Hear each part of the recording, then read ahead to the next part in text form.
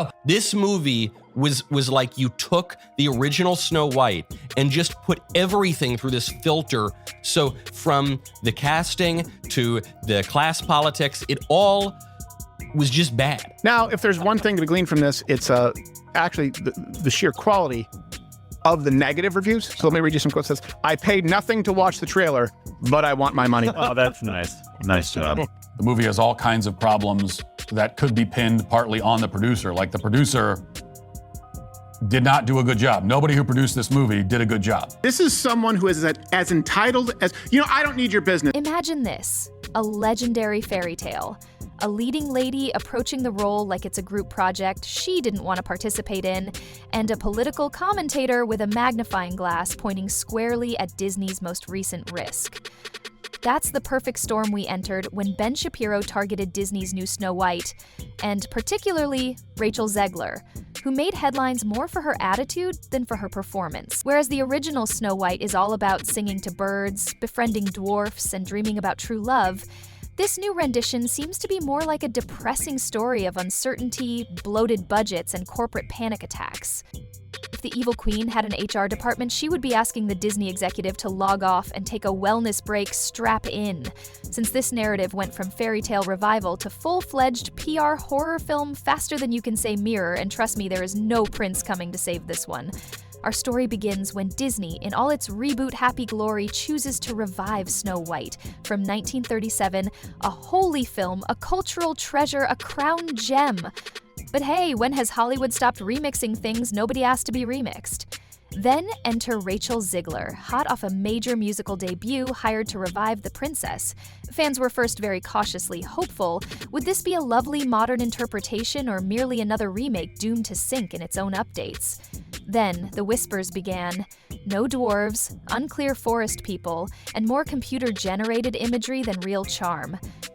Disney PR most likely began preparing the damage control team, eyebrows were raised, timelines were flooded, and Rachel did the opposite right when things needed subtlety.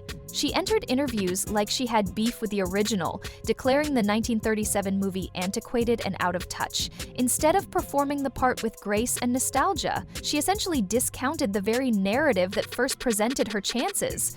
Not exactly the best approach to appeal to your main audience. Just like you have informed me before that your interpretation of Snow White is unique and more of a 2022 version, and thus, the storm started. After that little clip started to circulate the internet, you ought to have seen the response. Dental teeth Disney diehards were left blinking in incredulity as Hit the Floor's eyebrows virtually flew off people's faces. Sure, fans were not expecting a carbon copy of the 1937 classic, but what they most definitely lacked was a full-bodied roast of the original from the lead actress herself, since, let's be honest, if your main princess cannot even pretend to respect the story that made her famous, how exactly is she supposed to sell the fantasy to everyone else? Hiring someone to host a child's birthday party who shows up rolling their eyes and talking about how birthdays are overrated and the cake is mid? The dissonance was too much and people started smelling trouble. Big trouble. Speaking of which, let us now consider the dwarf situation. You know the 7 dwarfs mentioned in the title are actually physical? Indeed, in the new version, those men were replaced with vague magical forest creatures that seem to have wandered off a generic fantasy film.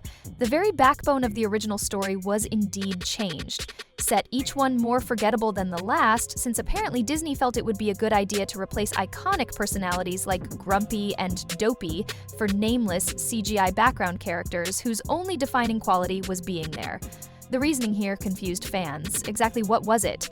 Hot takes on Twitter lit the platform, Reddit threads exploded, and longtime Disney fans started pulling receipts on why this was a horrible creative choice.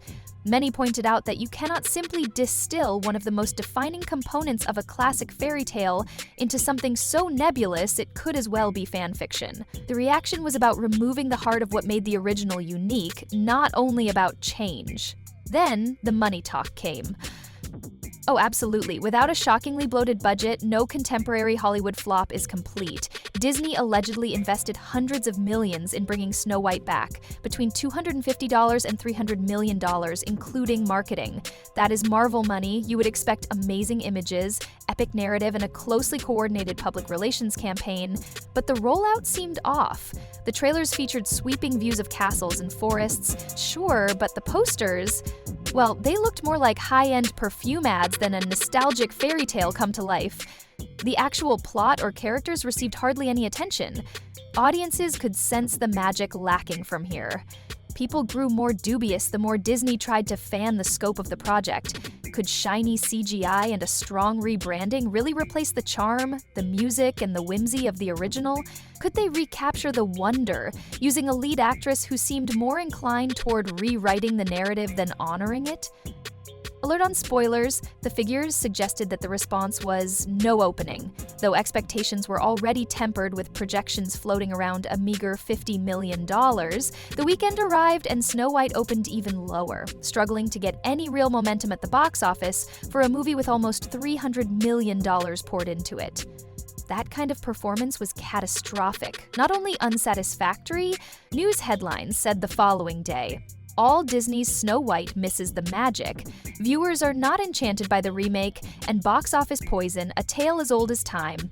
Critics and pundits alike started dissecting what went wrong. Was it the sidelining of the dwarves, the over-reliance on visual effects, or maybe, just maybe, was it the non-stop string of interviews where the film's own star essentially called the original boring and creepy?